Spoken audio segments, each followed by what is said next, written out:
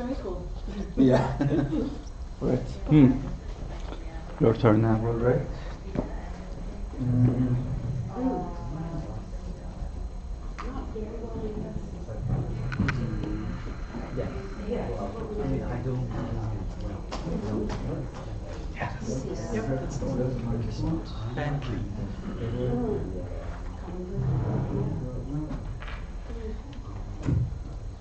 I think David is here. Hello, David. Nice to see you. The only maddening thing about being with fun, brilliant people like yourself is you remind me of all the books I haven't read yet. I always feel like that. That's shocking. How dare you make me? How Dare you make me want to think I need to live another 80 years? Which is all life, which is what Well, I often say in my next life I'm going to do X, Y, or Z. that's right. Aesthetic ideology.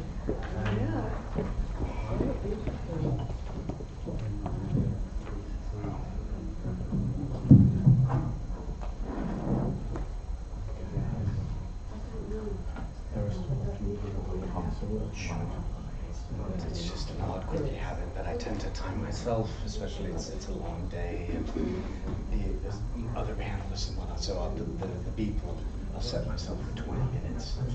Maybe if I need a minute or two just to wrap up. Nie, to było, że tam było, It's been a że... long day and Emma's coming and other people have had to want to be the one that's Okay. Na żywo, jest. Mamy już 19 subskrybentów kanału.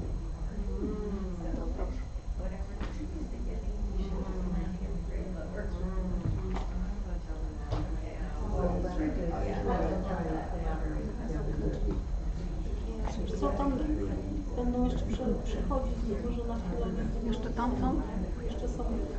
Ale i tak zacznijmy już. Tak.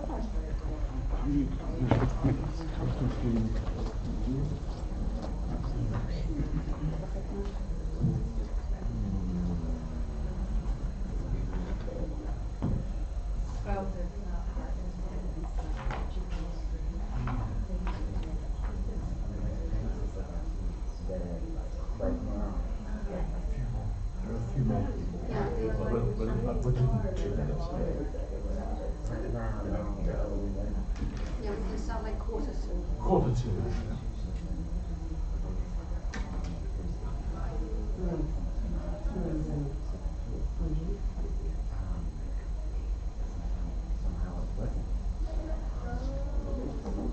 Break a leg.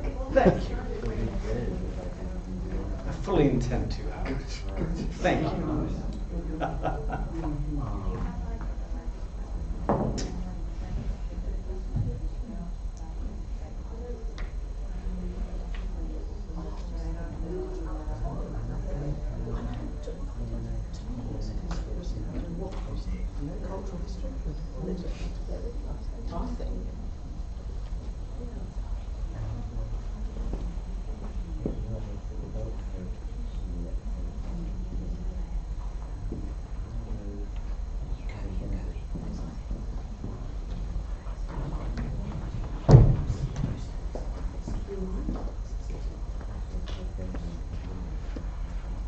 Welcome back, everybody. I think we'll get the show on the road. It's been a long day. We're down to the last session, and another 3 papers coming up. They look great from the titles. The session is entitled "Influences and Legacies," which is clearly very important in Forster studies. And our first speaker is Stuart Christie from Hong Kong Baptist University, where he's Professor of English. And he's going to teach us about Forster, the Immersive, and the Passage to India. And when I say teach, I think this is what we try to do with each other, isn't it? Is teach each other. Yeah. And I think that perspective is something that we will try to carry on in this last 90-minute slot. Stuart. Thank you, David. Thank you, colleagues. I'm truly humbled to be here. Thanks again, feel like the Oscars up here, Eva, Christoph, Anna, Liza, I think, who's still outside. And your hard work makes all of us look good, so thank you so much. This paper is part of a manuscript in progress, tentatively entitled Surround, Immersive Modernism and the Literary Built Environment. And I'm interested in theorizing the space where words end and built environments or worlds begin. And in chapters on Forster and the Immersive Turn, which is what you'll be hearing today, William Empson's grasp of Buddhist statuary in Japan and China, Barbara Hepworth's debt to the Cornish landscape in her sculpture, and Herbert Reed's use of glass and ceramics. These working up chapters for this book manuscript. So I hope you enjoy what you hear, and I'm so excited, so humbled to be in your presence. And as Lawrence said earlier, I just love your critiques so that I can learn. The epigram of the paper. It is impossible to regard a tragedy from 2 points of view. E.M. Forster. At some point after 1926, E.M. Forster stopped believing in writing long fiction. He never, of course, stopped believing in the value propositions good writing conveys: to provide succor, to sustain, to articulate positions worth fighting for. As we've learned from so many terrific papers across the last 2 days, we know that Forster kept on writing essays, radio scripts, sexy erotica, faithfully in support of topics, themes, books, and events he cared about. Still, that Forster stopped believing actively in the act of writing fiction was not evidence, in my view, as Sir Frank Kermode once supposed, that his talent was slapdash or that he had dried up. Rather, Forster's career-long flights of narrative fancy careened consistently against the arrogance and authority of writerly presumptions, including his own. His so-called abandonment of the novel after a passage to India was not, therefore, in my view, evidence of his increasing incapacity or inability as a novelist, but rather of his increasing regard for the potentials and pleasures afforded by the surrounding phenomenological world. Forster had taken a far longer look at the quality of good fiction he liked than critics like Kermode have supposed. And he arrived at a reasonable conclusion. Writing fiction was in and of itself insufficient in conveying vaster, more ennobling truths of life and surrounding experiences, passions, and other myriad phenomena. Words couldn't, after all, capture the eternal. Furbank put it more bluntly: after 1924, Forster, and I quote, had come to feel bored with orthodox fictional form, close quote. When offering 2 cheers for democracy instead of 3, Forster nonetheless appreciated that words may still be good for something. But what are they good for when they remain burdened by colonial legacies of violence and exclusion? Working as a Red Cross searcher in Alexandria, Egypt between 1916 and 1918, 15 and 18, Forster had come fully to grips with the racism of the British canon of writings about colonized peoples. Colonial racism had continued to weaponize his everyday, unproblematized assumptions, shared along with most others of his white ruling class and background. These latter served capably as a kind of imperial canon or guide for everyday members of the ruling classes living in the British colonies, whether along the Suez, in the Raj, or in Singapore, or Hong Kong, made little difference. This print canon of literature, nonfiction and fiction prose, required everyday applications of misrecognition, dehumanization, and hatred of the colonized as byproducts of vastly unequal and unjust power differentials. I've detailed elsewhere how for Forster the Alexandrian ruins served initially as the backdrop for a profound critique, reset, then outright dismissal of colonialist regimes and registers which, left unexamined and untested, had populated Forster's prior thinking. These colonialist assumptions codified by extant writings about India and other colonized spaces and places, which Forster recognized in himself and came to regret deeply, were brilliantly transformed in their failure on Alexandrian ground. My presentation today is about where the novelist Forster went in practice once he realized that his writing, or so he felt, no longer connected sufficiently with the peoples and places he observed in the world. He turned philosophically instead to surrounding experience. He turned to intuition, toward phenomena, toward being in place, and away from rationalism and its preferred method, empiricism. Forster turned away from the Cartesian cogito ergo sum and toward Spinoza's striving and faith-based criticism of it, the conatus. I will assert the thesis that Forster made his final, perhaps culminating shift in A Passage to India away from writing, somewhat paradoxically, and towards the investiture of surrounding spaces, embodiment, and what one may think of, not as, to cite a popular acronym in the American Academy, the object-oriented ontology, OO or OO, but as the highly contingent object-oriented phenomenology study, or OOPS, much closer to his temperament, talent, and passions. Only if I'm right, in so doing, Forster anticipated by a century our contemporary focus on the materiality of the built environment and immersive being that Thomas Nail has called kinetic materialism, an approach which establishes the primacy of motion alongside matter as the key drivers of modern experience. Certainly, Forster wouldn't have cared much for the fancy theories of dawns or ephemeral academic trends like the ones I'm laying out at far too fast of a clip here.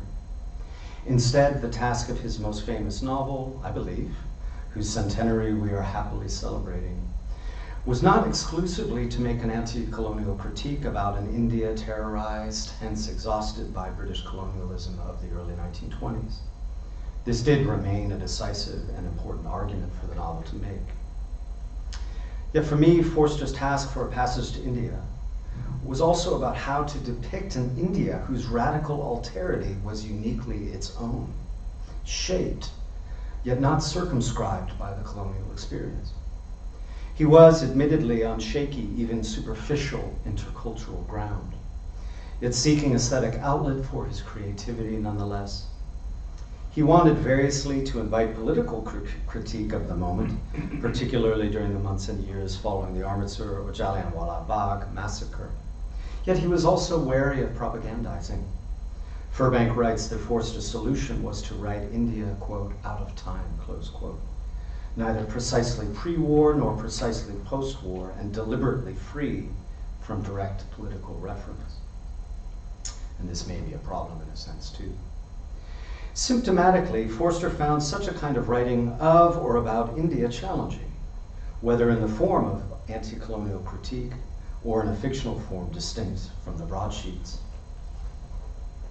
We know that he had written the mosque section confidently and at a steady clip over a decade earlier, but that he slowed down considerably with caves after 1921, as if Adela's and Mrs. Moore's shock upon encountering the soulless anime poom poom of the Marabar caves were evidence of his own disillusionment in the face of capturing anything meaningful about a place he cared so much about.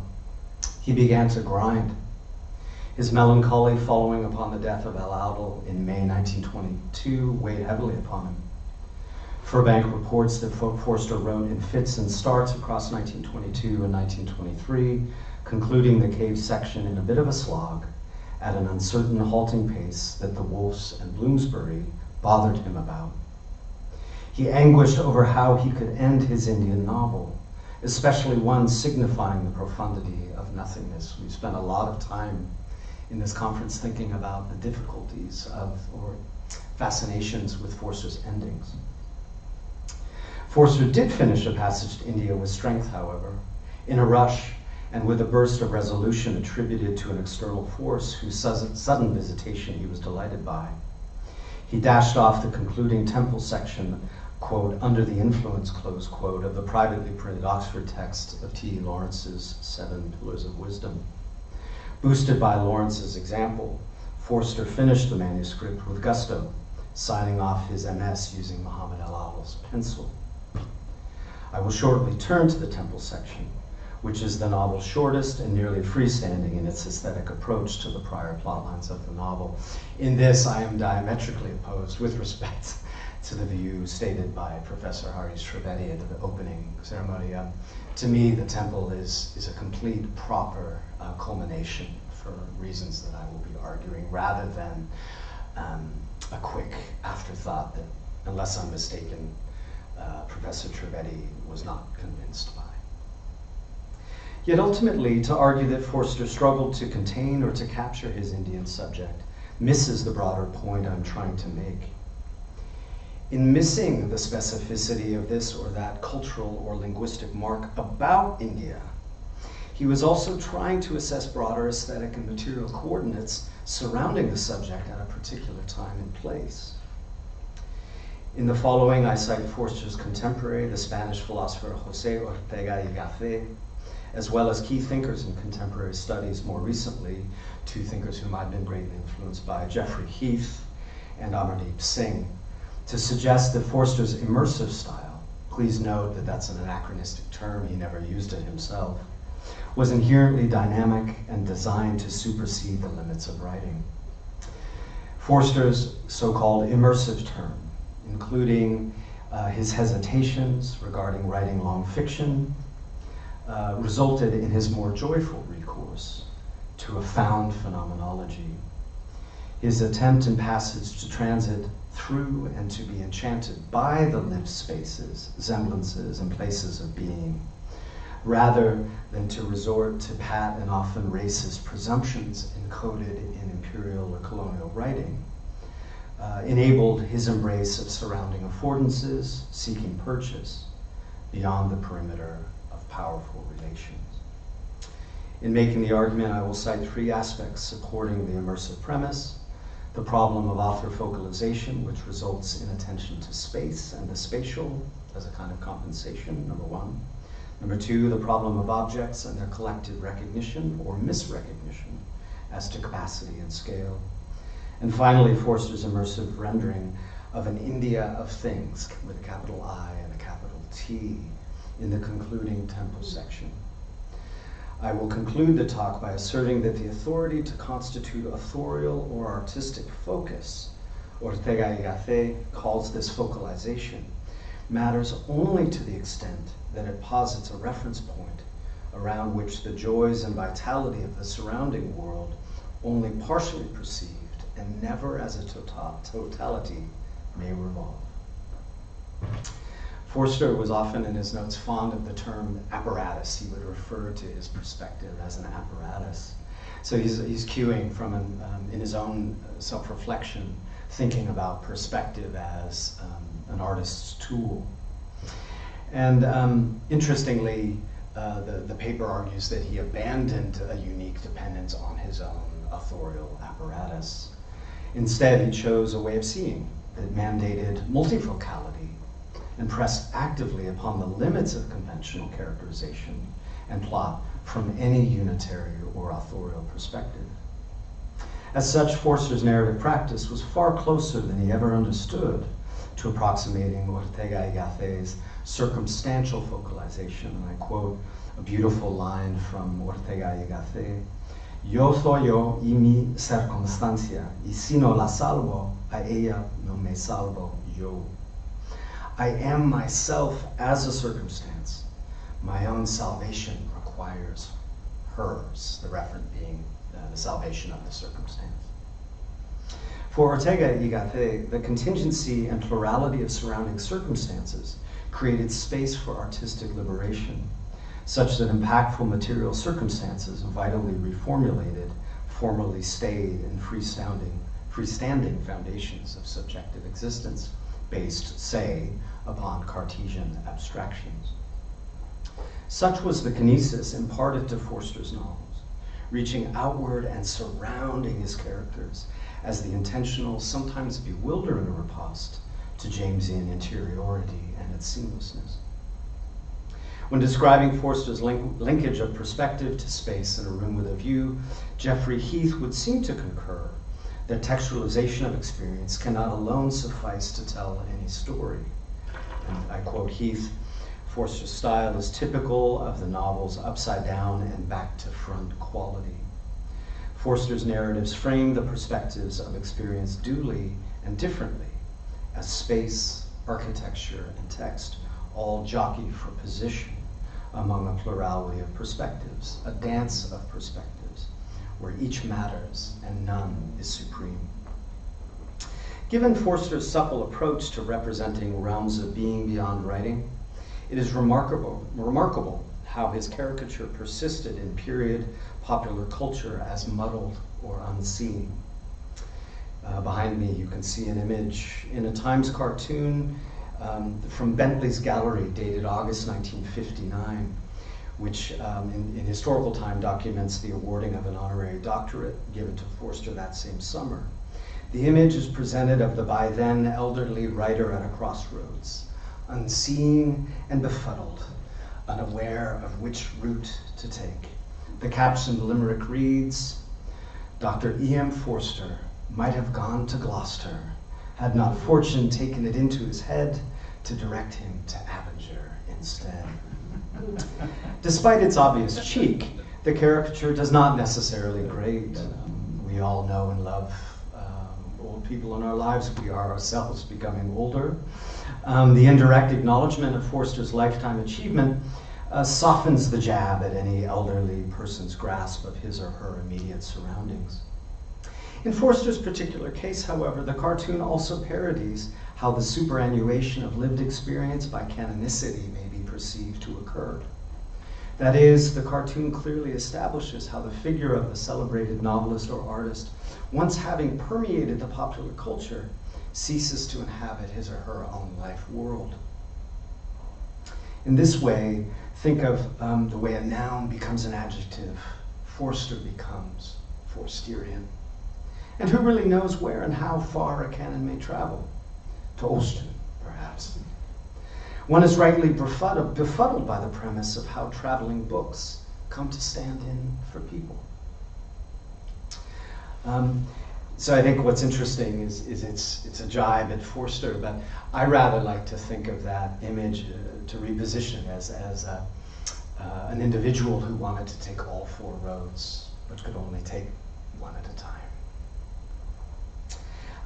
The key to Forster's multifocal approach may be found in a passage he wrote about William Cooper, the late 18th century writer, and I quote Forster, "Brilliant descriptions and profound thoughts entail disadvantages when they are applied to scenery. They act too much as spotlights. They break the landscape up. They drill through it and come out the antipodes. They focus too much upon what lies exactly in front. Cooper never does this. He knows that the country doesn't lie in front of us, but all around. In front is an elm tree, but behind our backs, there's probably another elm tree. And out of the corner of each eye, we can see blurs that may represent a third elm and a fourth. Alas, Cooper's depiction of England finds no support whatever in facts." Just skip a bit and try to end with some data on passage. The part I've skipped looks a little bit more carefully at Ortega y Gasset. He's an interesting art critic writing in Spanish, and his book Art and Dehumanization appears in English in 1926. And Ortega y Gasset is one of the first people to apply what we think of as sort of popular notions of optics, the clashing, the difficulty of looking at a foreground and a background in the same image. And for Ortega y Gasset, optics serve to deform reality, to derealize it. Modernist style involves dehumanization. So my take on Forster, given that Forster as a Forsterian values are kind of a watchword for the human rather than the dehumanizing, my sense of the surround, or the Forsterian surround, isn't a kind of paranoid or an encircled one, but a commitment to all the things that we cannot ourselves see, that are always all around us. So something more, I hope, truthful by virtue of what we cannot perceive. So just to, I've still got, I think, a few more minutes. Yeah, so maybe take a few more minutes just to end up with the passage to India, since that's what we're celebrating. With a passage, Forster experimented actively with a competing plurality of perspectives. There's this beautiful moment in Book 2 of Mosque where several kinds of representation converge upon a multivalent focalization, one of my favorite moments in the novel. And I don't know if you tracked it in quite this way, but Aziz begins by ruminating upon a text of a quatrain on the tomb of a Deccan king, but then, which he should like to have placed on his tomb. But then what he does is he sings it. So his desire to sing encodes the text spatially throughout the room or the space. And he's dreaming in the mosque, the magical words of the Persian poets suffuse the calming space. A kind of palimpsest, the words enchant the space, and presumably give substance to the traces of the divinity within. In a slight and delicate moment, word becomes world. And then suddenly, one of the pillars of the mosque seemed to quiver. Another pillar moved, a third, and then an English woman stepped out into the moonlight. And I love that succession, text, space, body. And so when I think about focalization, or Ortega y Gasset's concept, I think about how Forster's really trying to leverage those three different modes of representation and trying to bring them all into proximity. The sudden appearance of Mrs. Moore marks the progression of Forster's focalization of perspective, as the text enchanting architectural space is superseded by, paradoxically, the realization of a human form produced by a movable object. Please visit Amardeep Singh and his wonderful piece on Islamic space. So I won't gloss that here. And Professor Scourfield also read the whole passage about this encounter, the bump and the swerve with the object of Ronnie and Adela, so I won't reread that here. But my analysis of the same passage results in expected pleasures of the free and direct discourse Forster is enjoying as Adela, Ronnie, the Nawab Bahadur, and subsequently Mrs. Moore redescribe whatever that object is, that occulted object in a linear series: animal, large animal, goat, buffalo, hyena, ghost. The impact of the iterative series is to convey a signifying equivalence in words as, at least plausibly, the object the car hit could be any one of these. As a point of contention, however, the unseen object is also by definition unknowable.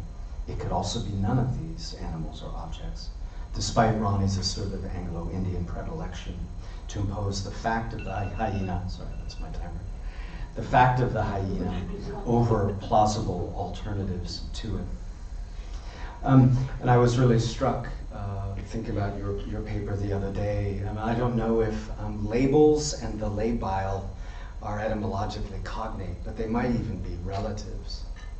And so for me, when I was thinking about focalization, I was trying to think of a frame that could allow for the denotation, saying what that object is, and also scope out a connotation with that, the range of connotations around that object. So for me, the focalization is how I was trying to think about the same questions that your paper so wonderfully presented. So just to conclude with the temple section, to me it's a crowning culmination, which speaks to Forster's liberation upon having read the Lawrence, the T.E. Lawrence manuscript. He finally found a way to end his Indian novel.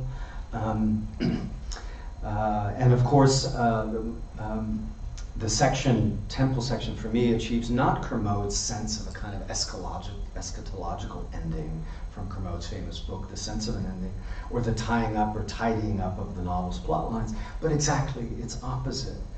And for the sake of time, I won't read the whole passage, but remember that sort of cacophonous, riotous power prior to the boats colliding, and the rituals, space, fraught with the contingency of the human spectacle.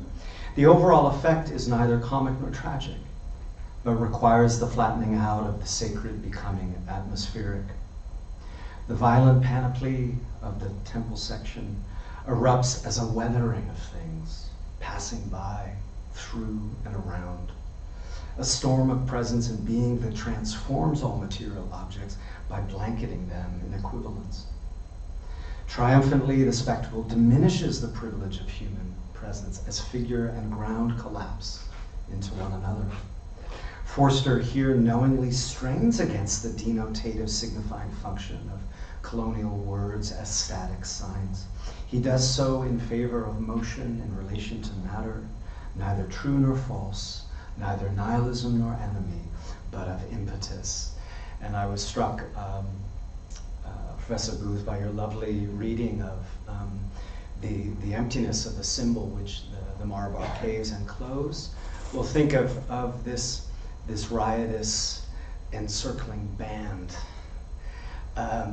being rooted by the gravity of the empty symbol in the caves, but circulating in a powerful constellation around. So I thought of this was Forster's answer to the caves, right?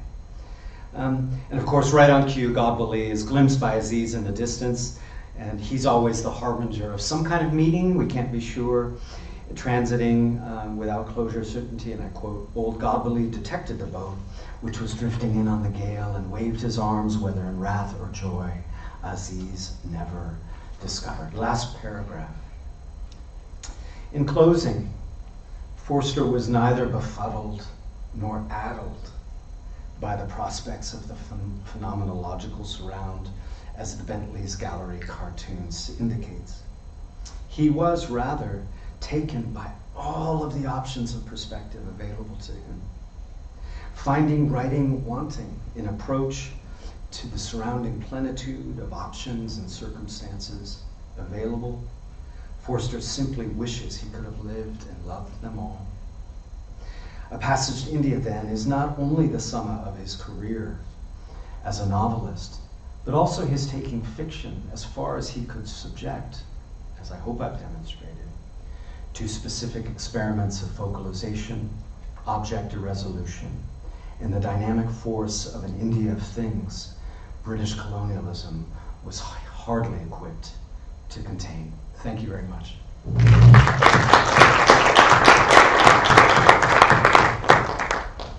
Thank you very much, Stuart. And in keeping with the way we've been running this conference, we'll go straight on to the next speaker.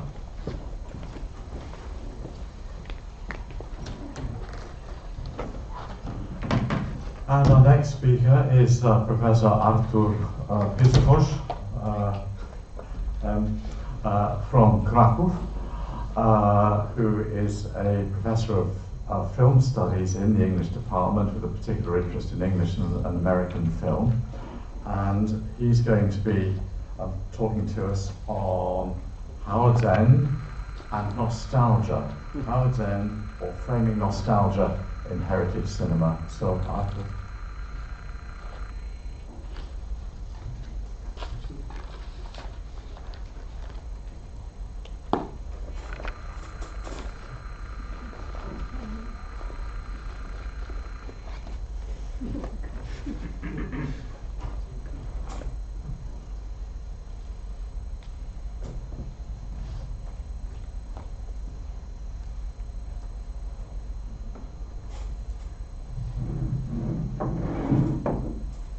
Thank you, David, for this lovely introduction. Hello, everybody.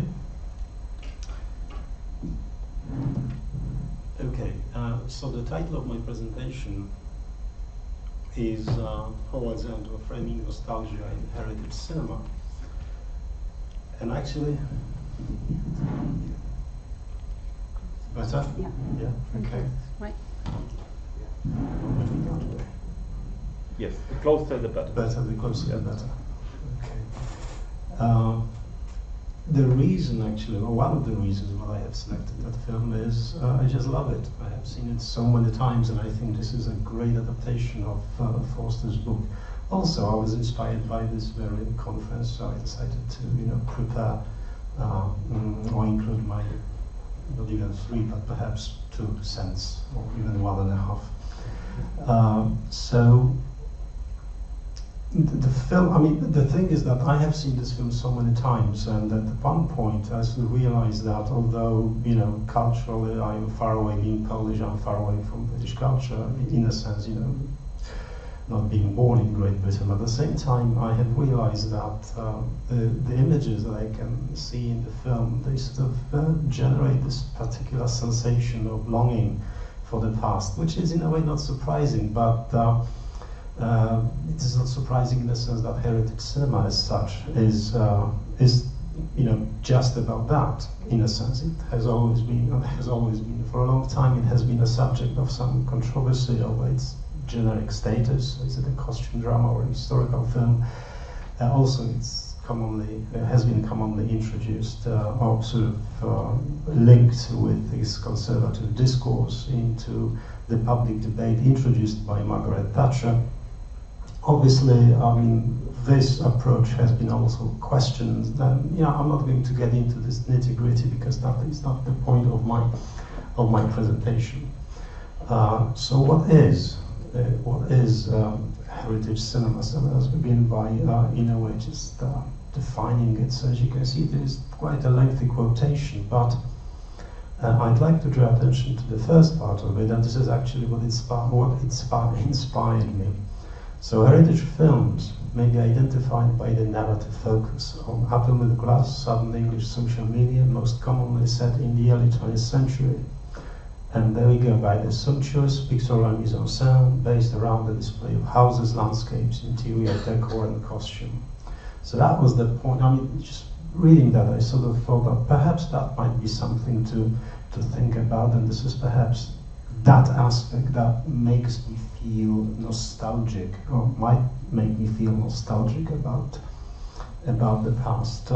Probably we all know that I.E.M.F.S was made by this accomplished American filmmaker James Ivory and his producer and partner Ismail Merchant, and here is a list of some of the more successful films they made together. In my opinion, again, I.E.M.F.S stands out as a filming production. So the film, viewed from a variety of perspectives such as production value, cinematography, craftsmanship, acting style, ideology, target audience, etc., etc. So I.E.M.F.S and other heritage cinema productions tend to make sort of direct or indirect reference to tradition, the privilege of the upper classes, the notions of imperialism and Britishness in an Edwardian era setting. So a combination of such elements on both textual and visual levels might result in creating this sensation of nostalgic or sentimental vision of the bygone era. And I'm talking from the fairly subjective point of view of the viewer. So I'm just, sharing with you my feelings and emotions. But at the same time, I think I'm not far away from. It's nothing unusual or specific. I think that the majority of the average viewers would see those films from that perspective. So nostalgia does not have to be limited to ruminating about the long distant past, but may as well embrace the immediate past, since its aim is to, I like this quotation, to get out of modernity without leaving it altogether.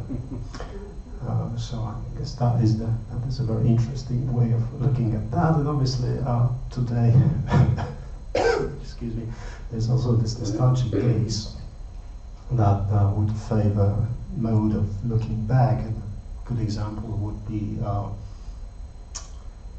Downton Abbey, for instance. That is, in a way, Brides Get Revisited redux, in a way, made for more contemporary audiences.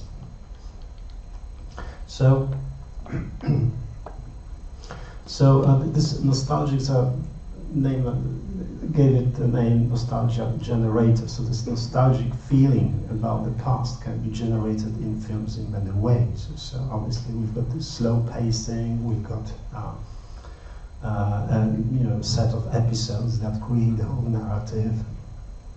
All these things will evoke a bygone way of life from a less troubled era, and that includes a particular acting style, dialogue delivery, the use of classical music, references to cultural heritage, all carefully selected imagery. And this is what I would be interested in here, just giving you a few examples that might support my argument. So, my presentation focuses on Howard's End again, since this is a very good film, and this is my favorite film of James Ivory's.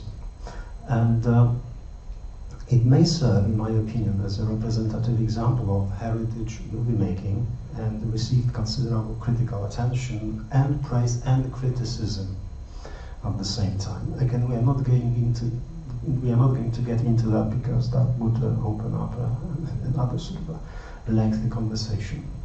So what's going to follow is a cursory look at the ways that feeling of nostalgia for the past might be invoked by a particular choice of images, their function in the course of the story, and the way they are created. I mean, obviously it's true, it's banal, that the image of a very old country house does not automatically trigger nostalgia, but the way this house is presented, the number of shots, camera angles, the focus on particular details, the recurrence of particular images, all these aspects combined, they remain highly evocative.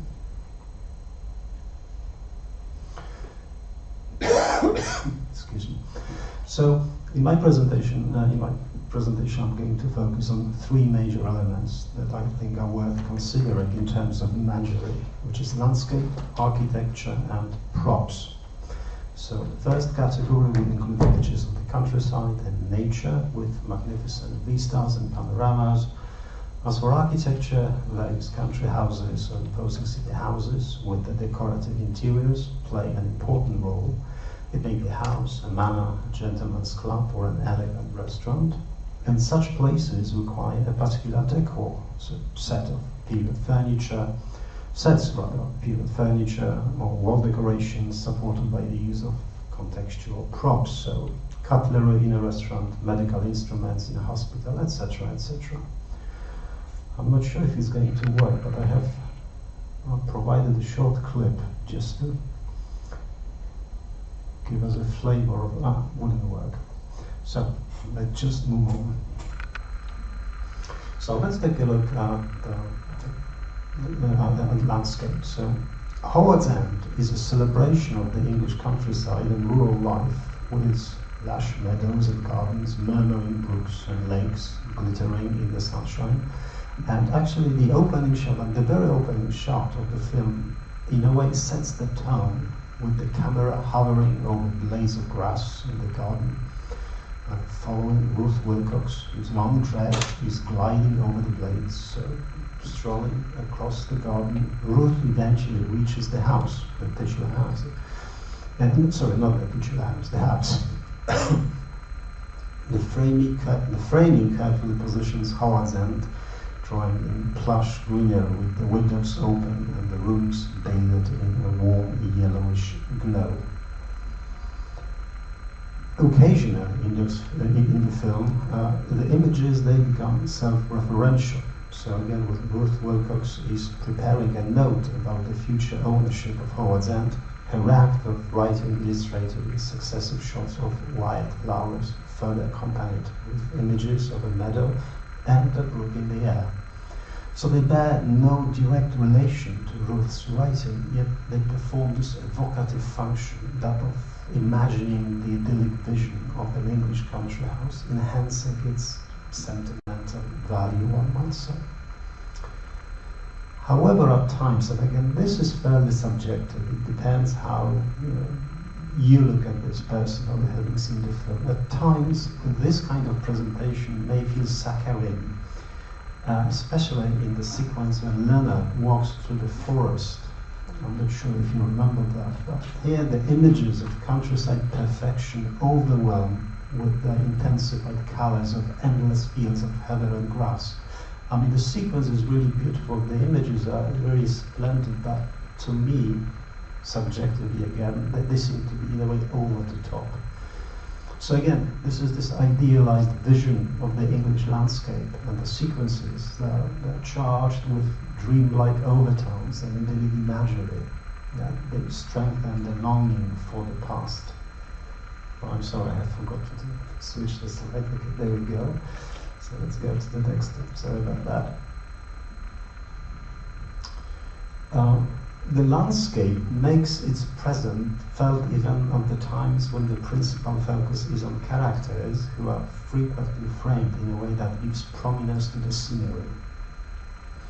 So, for instance, the argument between Henry and Helen over Leonard losing his job is set against the breathtaking vista of meadows and hills and the glittering water of the lake. In the background, of course. I mean, so human drama might be unfolding in the foreground, yet all it seems to be, yet it all seems to be dwarfed by the splendor and beauty of nature, which remains the impassive witness of such events. And similar sequences crop up time and time again. So, a car driving across an old country bridge, a river rolling majestically amidst the leafy banks, and especially the meadows surrounding the eponymous house.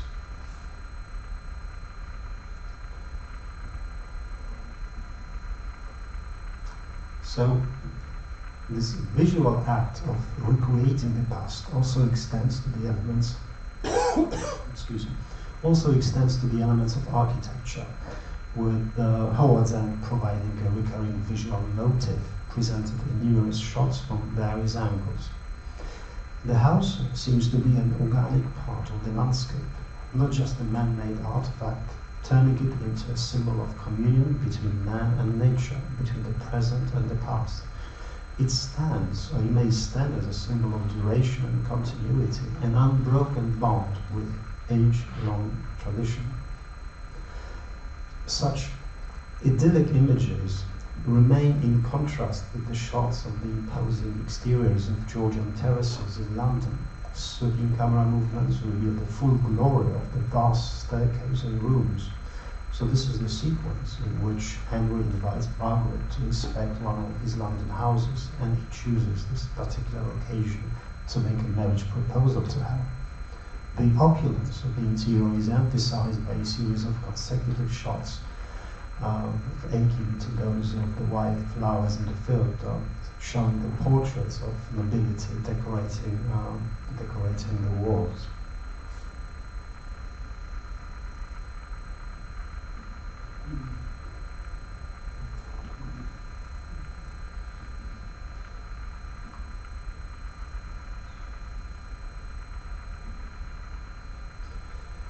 Also, Oxford receives equally pictorial treatment, so the shots of a noble medieval city dazzle with images of colleges, dormitories, halls, and perfectly lawn lawns.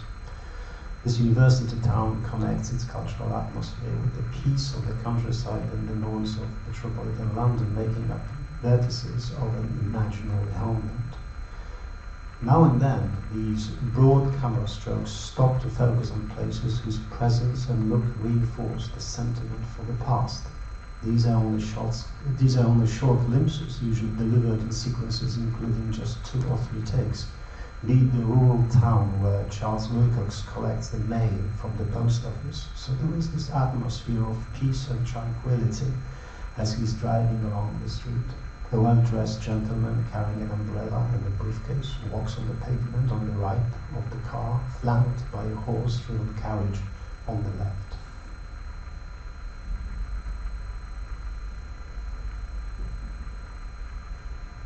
And finally, the third element, which is the props.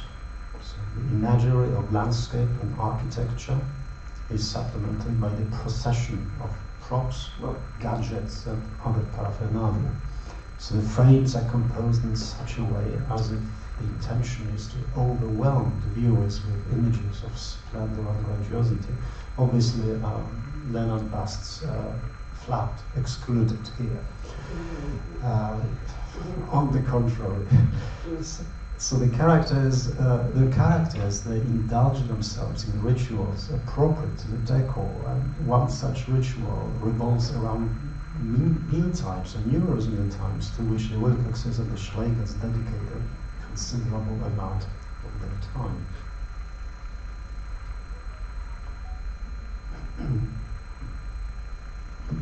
So this decorative and ornamental aspect may sweep into the narrative either subliminally or at times almost ostentatiously. The latter takes the form of a systematic and systemic incorporation of close-ups demonstrating various paraphernalia as markers and safeguards of pivot authenticity. So the glimpses of postcards saved by Helen, the working of the telegraph, the close-up of Margaret's visiting card, etc., etc. Such images are most, I hesitate here a bit, but okay. Such images are mostly superfluous in their informative or narrative function, yet they remain significant emotionally and stylistically. Emotionally, because they gave rise to the nostalgic longing for all those beautiful objects contemporary audiences might remember from the rooms of a museum rather than their own rooms. And stylistically, because they reinforce this notion of expectation of pure authenticity.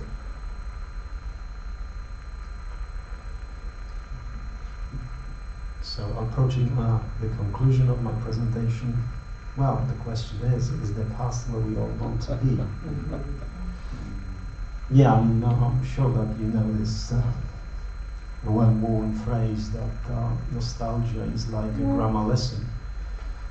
You find the present tense, but the past perfect.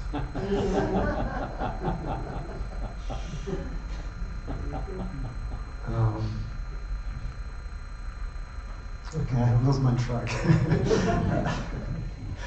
Slipped back into the past. So is the past where we all want to be? So whatever the point of reference, the past is always imbued with nostalgic memories, however distorted they might be. And in Howard's End, the meaning is generated not only by what is on screen, but also what is left out. Because, excuse me, because as we know, just like the book, the film does not shy away from elements of social critique, but its visual rendition remains firmly rooted in the required convention of the genre. So certainly there is nothing wrong with perfectly composed imagery, and it is always pleasing to the eye, but sometimes there might be a danger of tipping this delicate balance between the movie set design and the design of the movie. So, to conclude, I'd like to include a passage from the director himself addressing the issue of nostalgia. And again, I'd like to confront it with this, with my interpretation, or with my way of looking at that, which is fairly subjective. But then again, I believe that the average viewer would see the things in a quite similar fashion. So I'd like to confront that feeling of nostalgia, or this tendency of generating this feeling with the words of the filmmaker himself, who actually addressed that issue, and I think that he did it in a very sensible and intelligent way. I wanted to say, but what else would you expect from James Ivory? So I'm leaving it up to you to read this one out.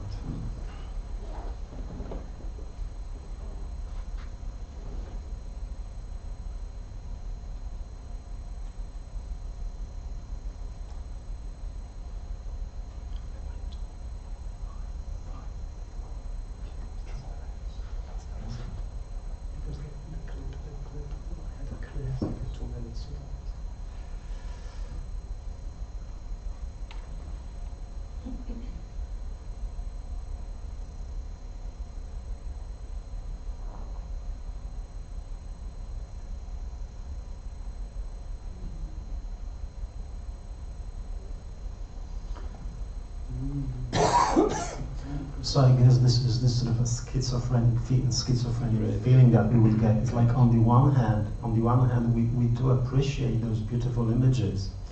Yes, we revel in the beauty of the interiors and things like that. On the other hand, and become nostalgic or sentimental. On the other hand, James Ivory is quite right. What was he supposed to do? I mean, he would assume that. I mean, the assumption is that the privileged classes were not that numerous as we would have imagined. And we will always place ourselves in the position of the Schlegels or the Wilcoxes, rather not in the position of Leonard Bast, right? I mean, this is what we somewhat subconsciously would embrace, in a sense. But yeah, on the other hand, he had no choice, in a sense. Okay, so that will conclude my presentation. Thank you very much.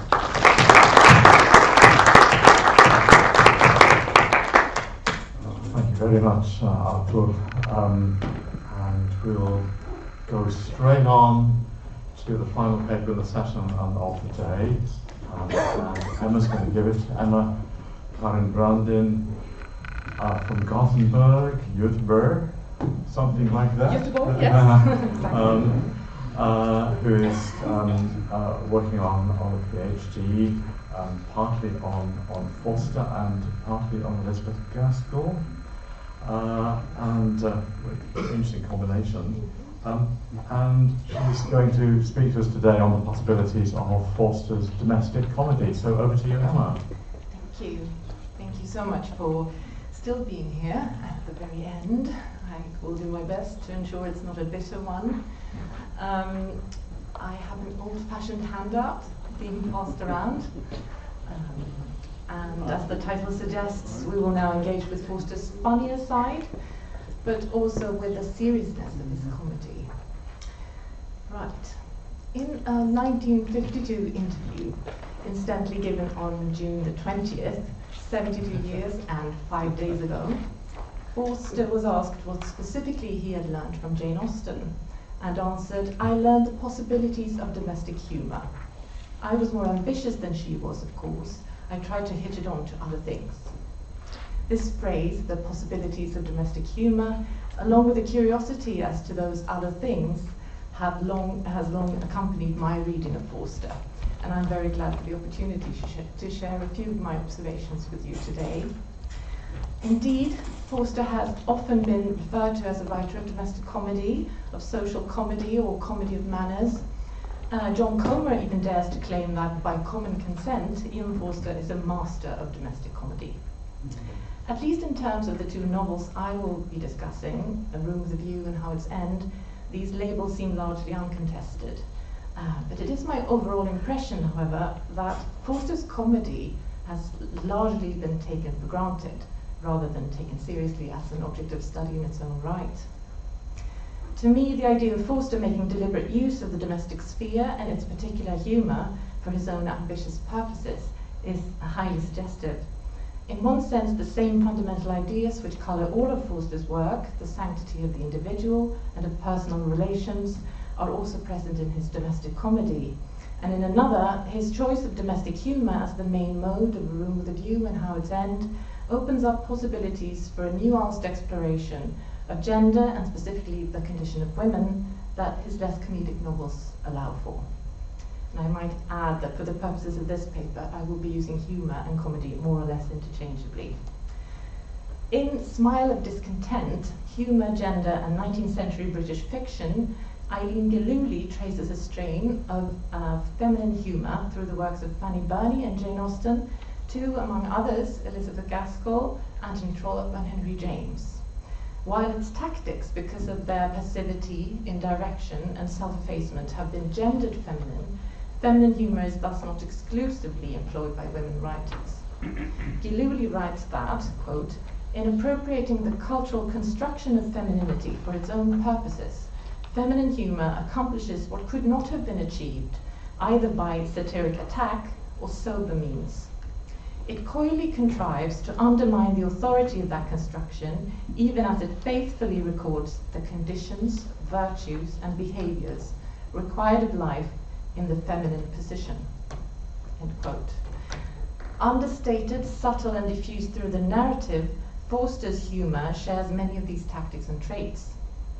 It largely relies on the keen observation and sympathetic interest in the social conditions and personal development of his female protagonists.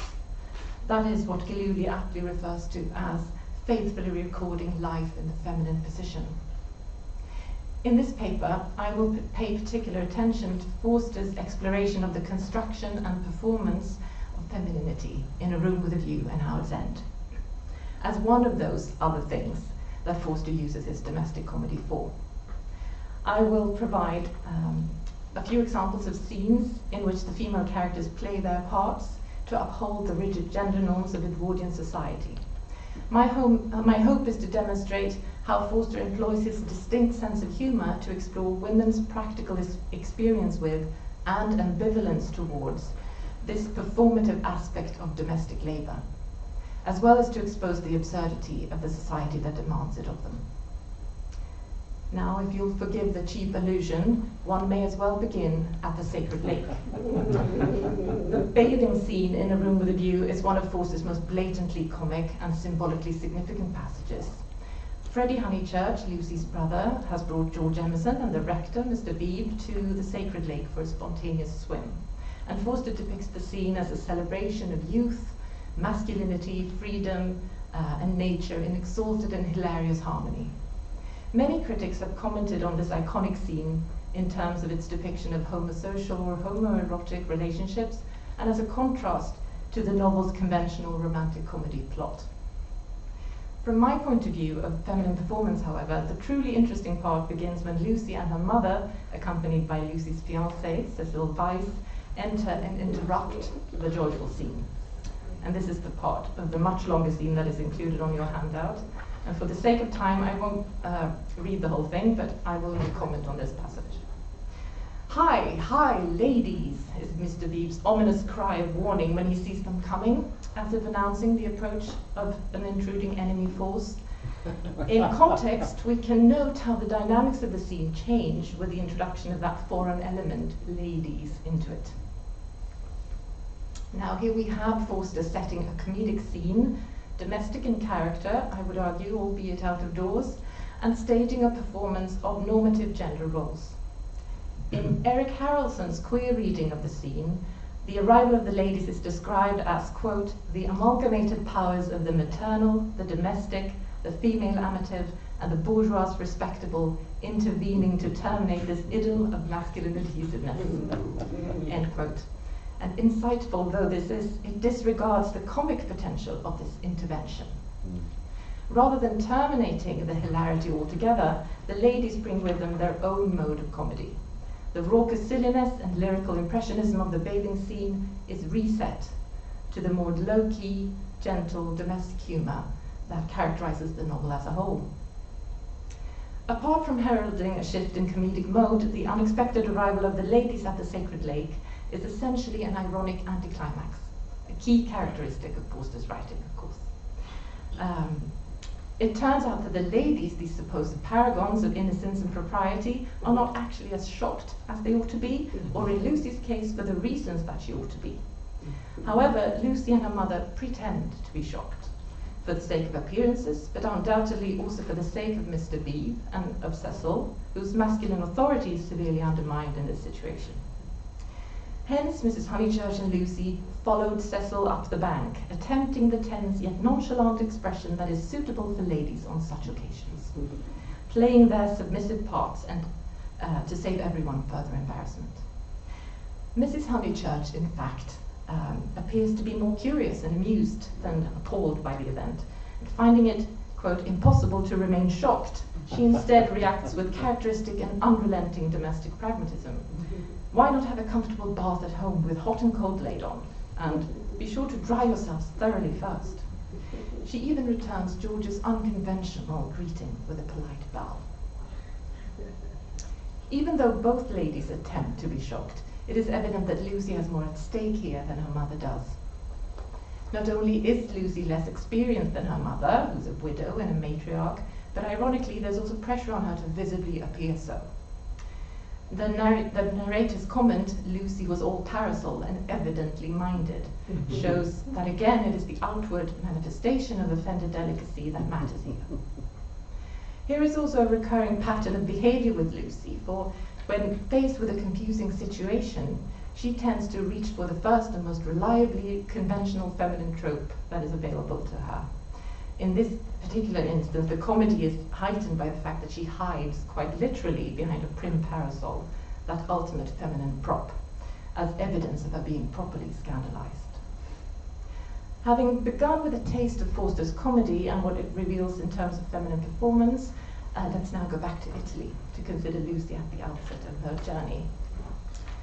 At its core, A Room with a View is a coming-of-age story with a distinctly Forsterian slant.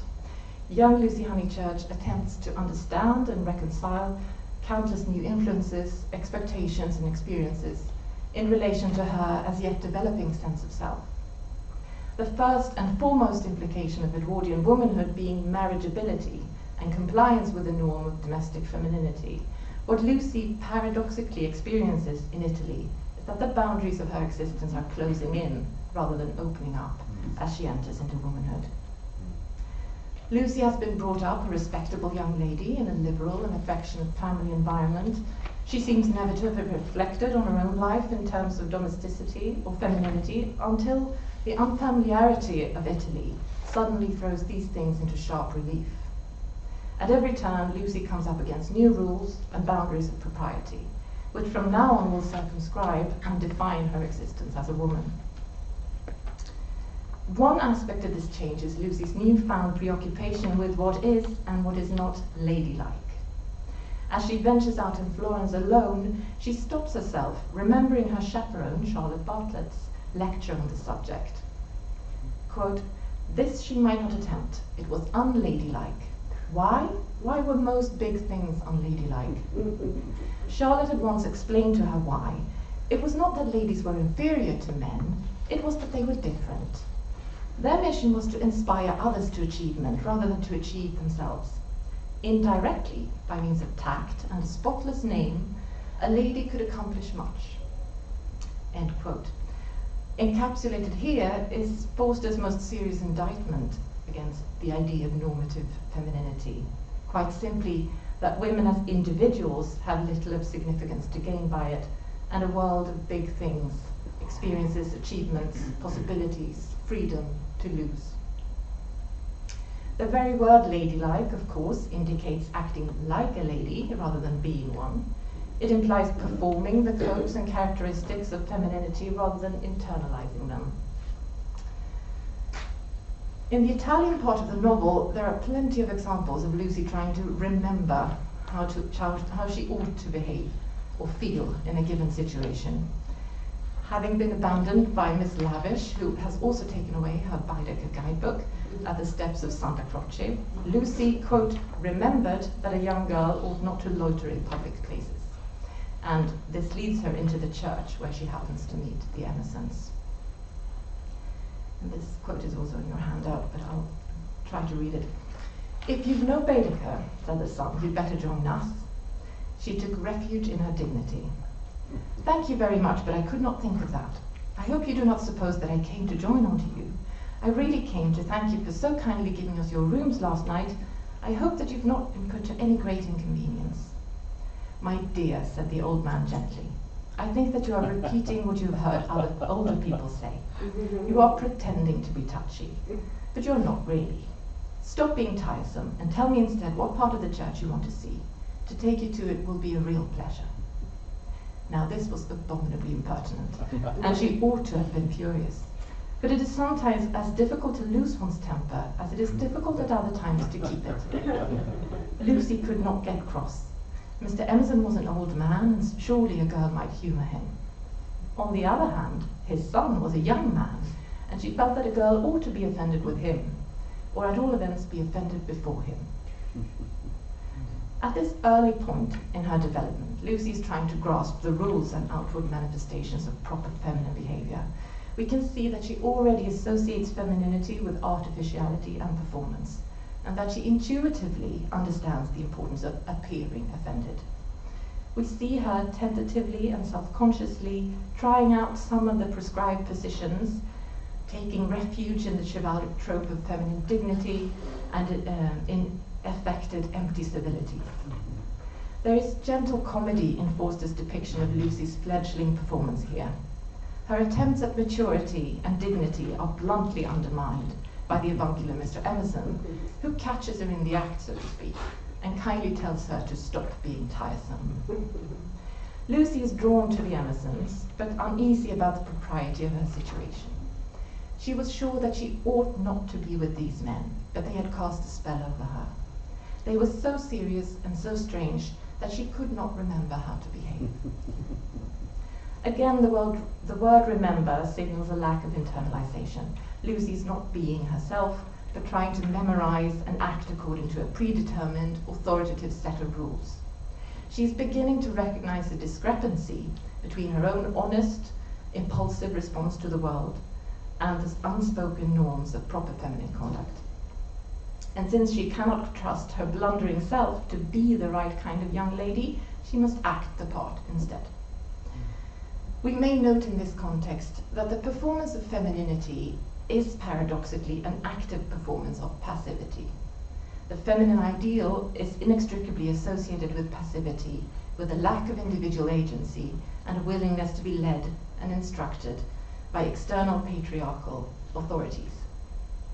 As such, the performance of ideal femininity actively discourages self-reflection and ultimately undermines self-knowledge in young women. Rather than relying on her own judgment then, Lucy's performance relies heavily on studying and mimicking the behavior of two role models. In terms of her development, Lucy's access to those older people whose words Mr. Emerson accuses her of repeating is relevant. Unlike the Schlegel sisters, whom we'll come to presently, Lucy has been brought up with a steady presence and influence of her mother and her cousin and chaperone, Charlotte Bartlett. We have already touched very briefly on the good-humoured domesticity of Mrs. Honeychurch and the restrictive or even obstructive role that Charlotte plays in Lucy's life. Whether actively monitoring Lucy's behaviour or not, Charlotte has a formative influence on Lucy, who adopts her anxieties, mimics her manners and turns of phrase, and incorporates them into her own performance. Later in the novel, as Lucy begins to truly master her feminine performance, we see her use her feminine strategies to suppress her true feelings and to manage increasingly more complex relationships and situations. She even weaponizes her manipulative skills against Charlotte in an ironic role reversal. But it is through Charlotte that Lucy learns that artificiality and performance are not only useful, but necessary means by which the disempowered can hope to influence the little world around them.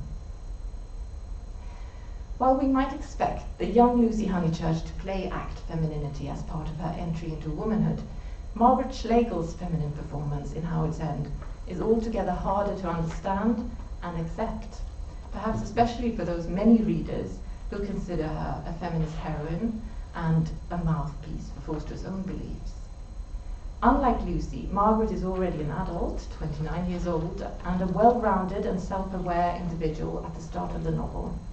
While her arc cannot be described as a coming-of-age process, it is nonetheless a process that involves performing roles and negotiating ideas of femininity.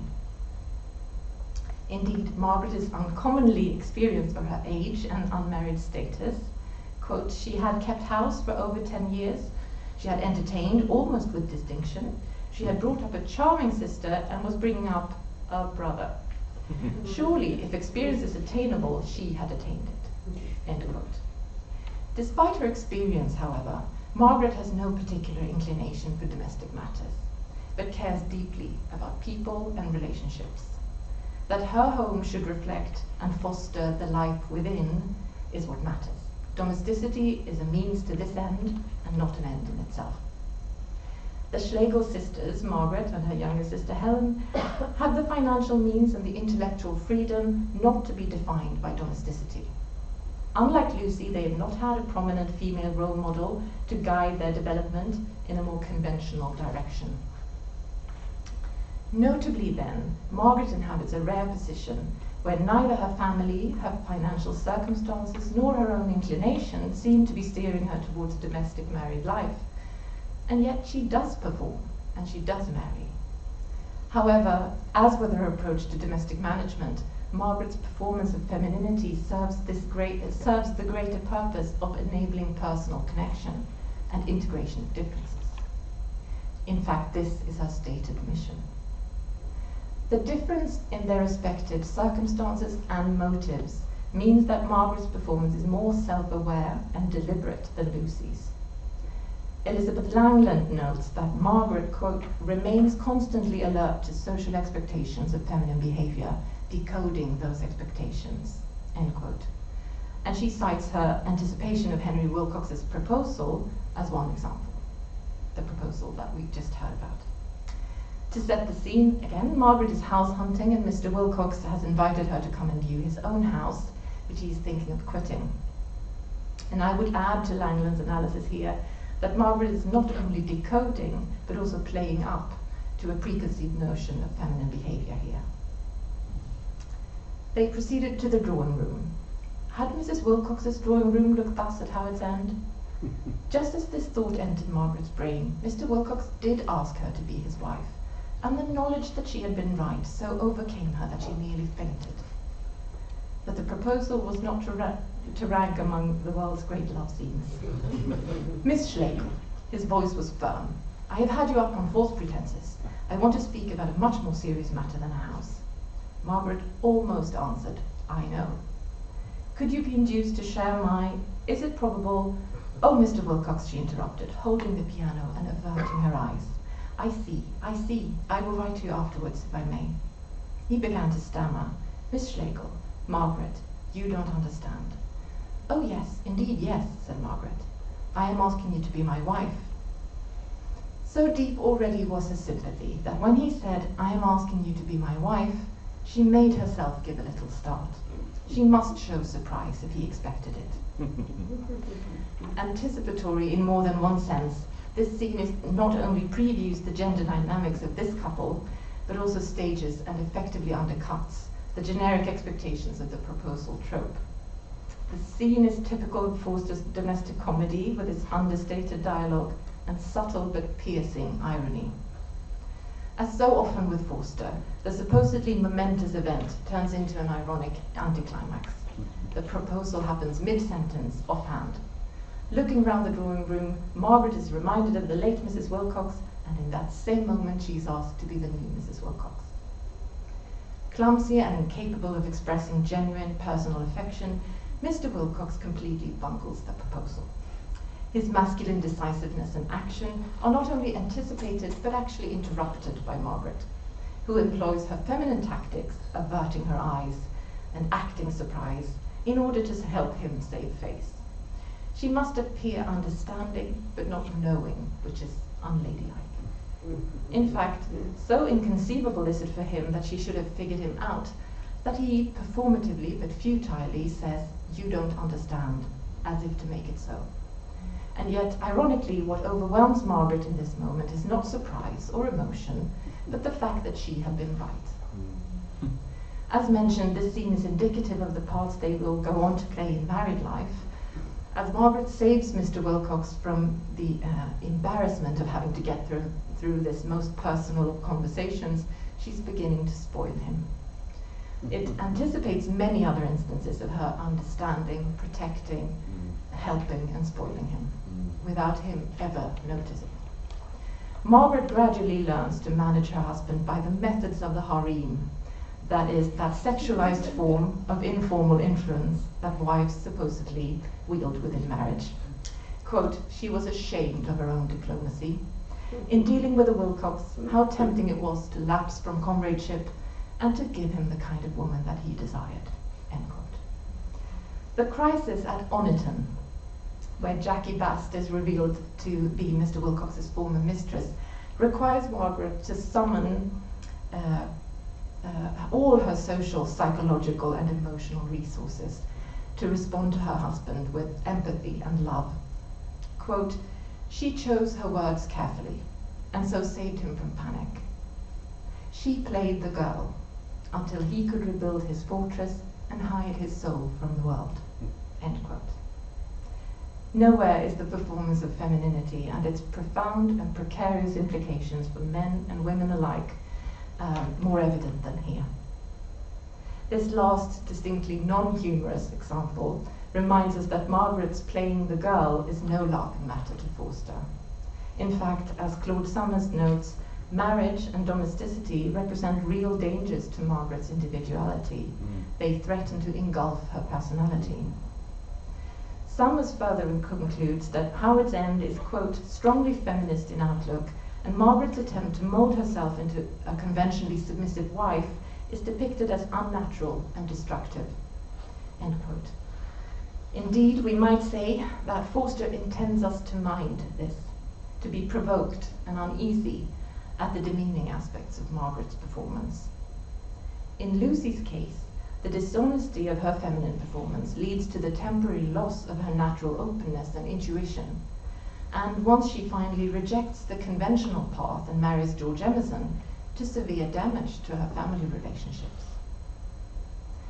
In my view, Forster's affinity with the personal values inherent in domestic life, his keen eye for the nuances of social manners, and his distinct sense of the ironic and the absurd are keys to the depth and ambition of his domestic comedy novels.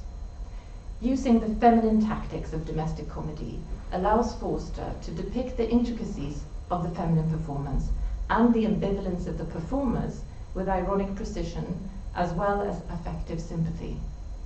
In doing so, he issues a caution against those narrow, impersonal constructions of gender, which will only serve to hold individuals back and apart and can never lead to true connection. Thank you.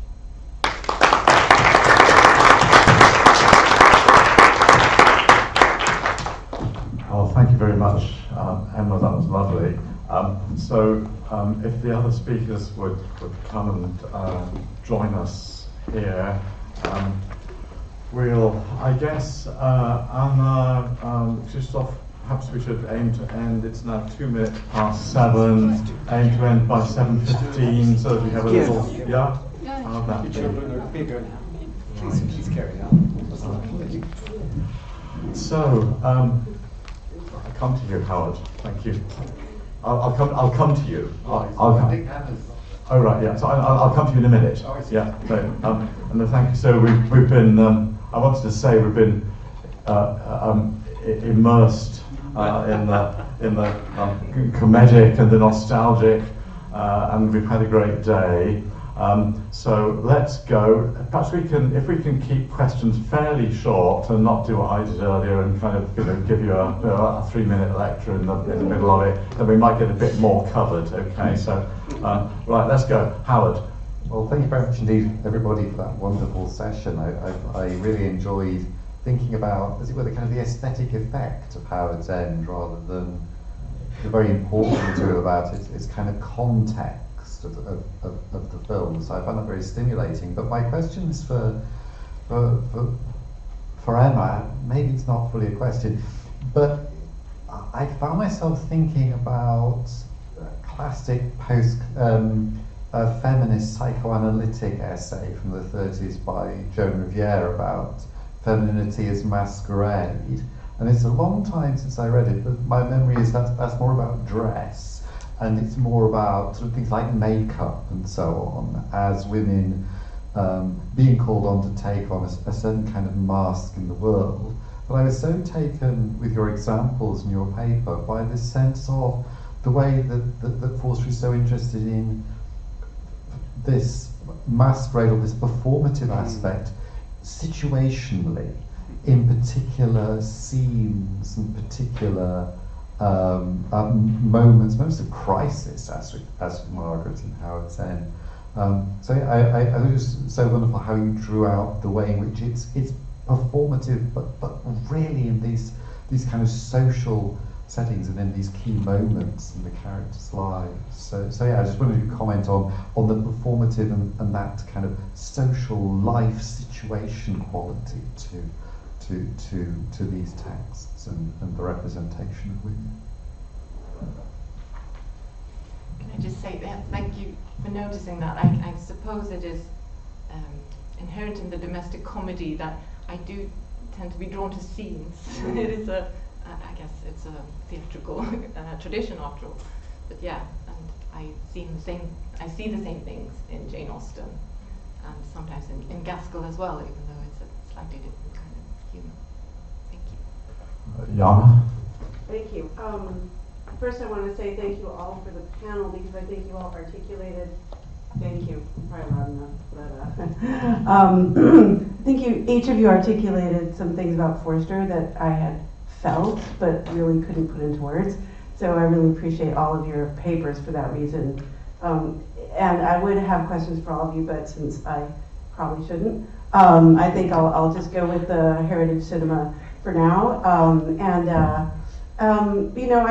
I think, I'm one of the target audience for heritage cinema. I'm sorry, I was a teenager in the 80s and got too much British TV, at the time from PBS. So I fully confess that, this really sucked me in. But I do think, the problem, the political issues, which you didn't refer to, were something that came to me later that I hadn't really thought about at that time.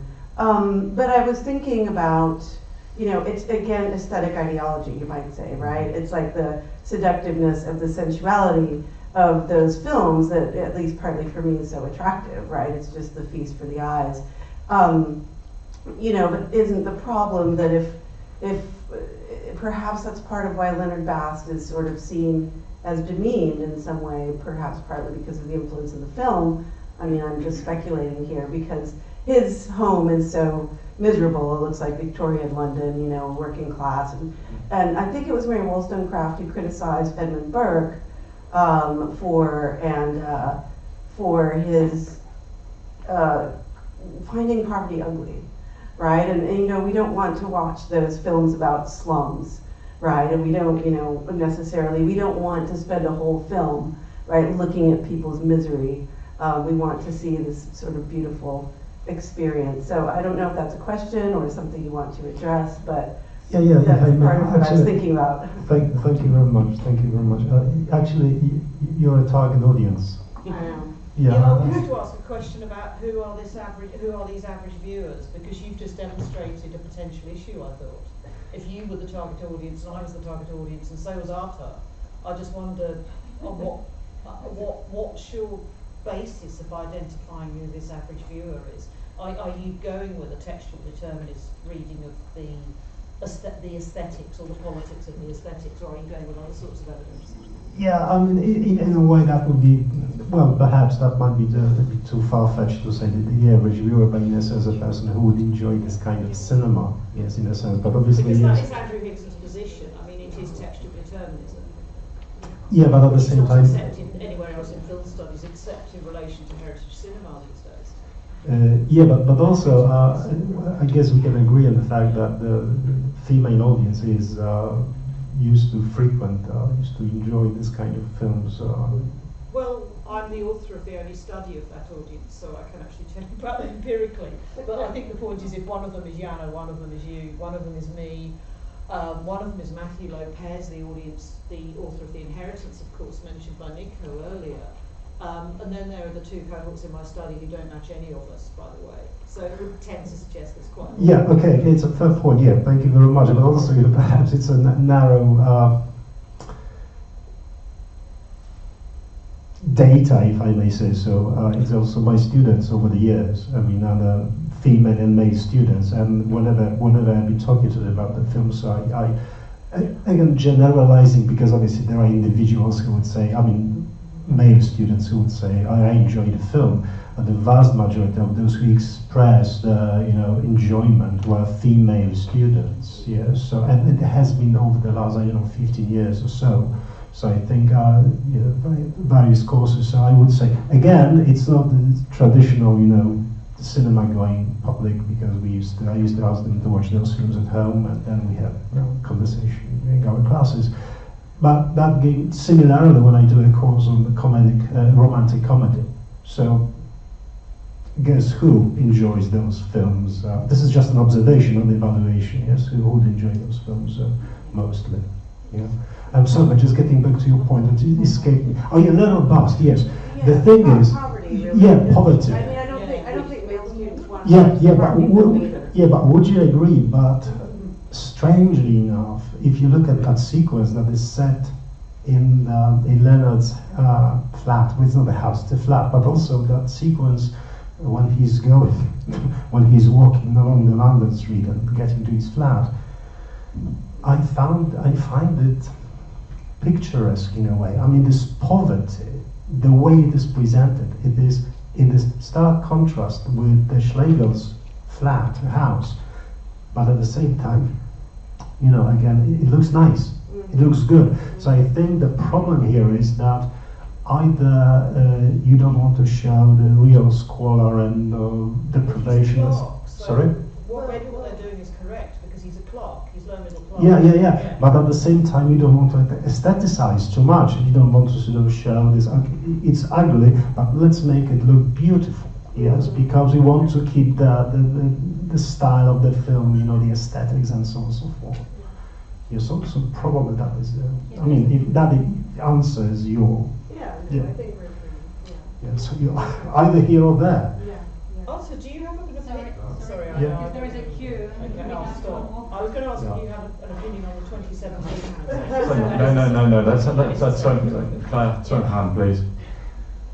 Right, thank you so much. It's actually my personal interest, and it's fascinating that all of you mentioned music, and we haven't really had any kind of discussion about Forster music, which I researched. Stuart, you talked about as he starts singing in that particular episode in chapter 2 when he recites a poem, and Artur, you mentioned the films use classical music to kind of create that ambience, but fascinatingly, the film itself actually does a very different concept scene from the novels. And also, Emma, the piano is pretty much the tool when women play their gender role at that time. So I just want to ask, any of you have anything to say about Forster music? At the next conference. Yeah, I suppose that's you're absolutely right. It's part of Lucy's performance, certainly, but then it's also where she is most herself, I think. Right, so she is not performing domestic femininity when she's performing her music. That's an interesting contrast, I think. But she chooses songs very differently, and her mood is reflected in the music. So there is a tendency which you can track. No, I mean, probably we can discuss it later with you directly, but I think there is a very clear tendency on the way what she plays, actually, because she changes from Beethoven to Schumann, and then depending on her mood she goes back or she skips something, ignoring Cecil. So there is some logic in that why she plays that specific song. And I was also thinking about the passage in India that I didn't see a lot of music there, or I didn't see music at all, but there is this absence of sound and a repeated message that you cannot hear an echo or any sound in the cave. And this message is repeated many times. So I was thinking from my perspective that probably it's the absence of medium in my case that Forster is using, and I'm trying to understand why now. Actually, I have a question, if I may, very quick one. I thought about the place and time, and the question is to Artur and to Emma.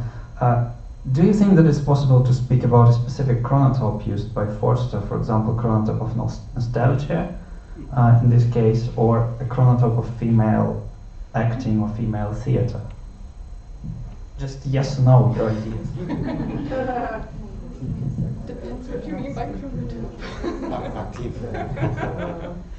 I know to this one, I think. Perhaps at the next conference. That's so wonderful byline.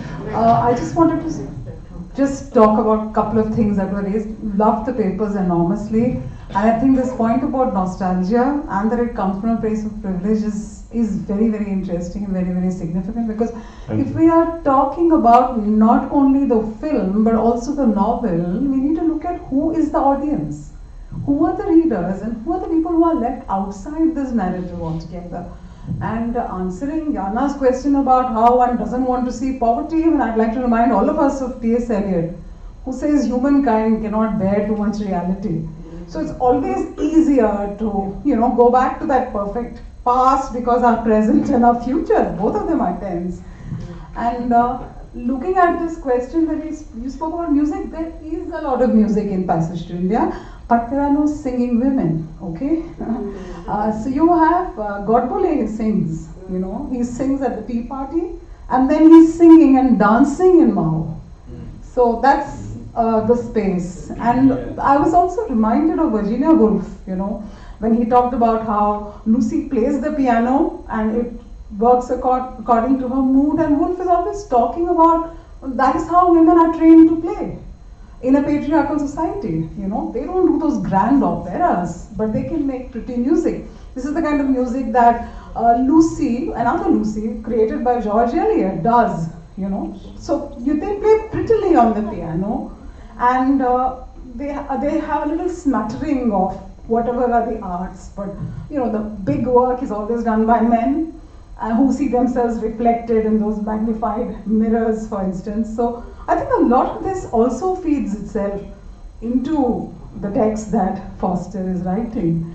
And I was just thinking, since you did speak about, you spoke about domestic or feminine humor, or this whole role playing that women are participating in, and you said you see some of it in Jane Austen as well. But the difference, I thought, in the context of this one particular scene you spoke about, where you have Margaret who's already anticipating and playing up to the narrative, is that suddenly she has the upper hand. That doesn't happen in the Jane Austen narrative. Because if Mrs. Bennet, for instance, says to Mr. Bennet that, my nerves, everything you're saying is affecting my nerves, so he turns around and he says, my dear, your nerves and I have been friends for the last 20 years. So this little space in which the drama that women perform, which is constantly being cut down to size, is something that, doesn't really happen in Forster in these sections that you're reading out in. I would suggest that is a development. Yes. I think there's just there's space within comedy for that kind of subversion. I think that she can play those parts. She can be knowing, and she can manage this situation, manipulate the situation. I'm just going to exercise chair's control here and say we're coming to the end. I'm going to leave you with one thought which just occurred to me in this session, and there's going to be no discussion of it, and you can take it when you think about it. And that is, we've been talking about cultural constructedness, and we've been talking about sound and music, and I want everybody, please, and Passage to India, reflect on the fact that Amrit Rao has an Oxford voice. Because I think in terms of cultural constructedness, that's quite interesting, and also in terms of the sound in the novel, that's quite interesting. So you can tell me tomorrow if you think it's interesting or not. But listen, thank you very much to our panelists, and to everybody who spoke today. It's been a long day, but a really good one. So thanks, and please go and let's all go and enjoy something. Oh, I'm sorry. Please. Thank you. I had no idea. Oh, okay, it's okay. I'm invisible as a woman, obviously. I just wanted to thank you for bringing Jose Ortega y Gasset, because I love the guy. And he's now being researched, treated as a precursor of cognitive linguistics. Wow. Everybody talks about him in linguistics, so there is light ahead. Ladies and gentlemen, I couldn't be here with you all day because I was working, but I tried to listen to the afternoon sessions, and wonderful papers. As I said yesterday, the program was very promising, and you definitely delivered. Yesterday, today, and I wanted to thank everybody, and I wanted to say goodbye, because tomorrow I'm working and I won't be with you. So great thanks to all the panelists. Again, great thanks to Krzysztof, to Ania, and Aliza, and Dorota, and Dominika, everybody who is here. But basically, lots of thanks to you, because without you this conference wouldn't have happened. So enjoy the evening, and we need to finish because the building is being closed.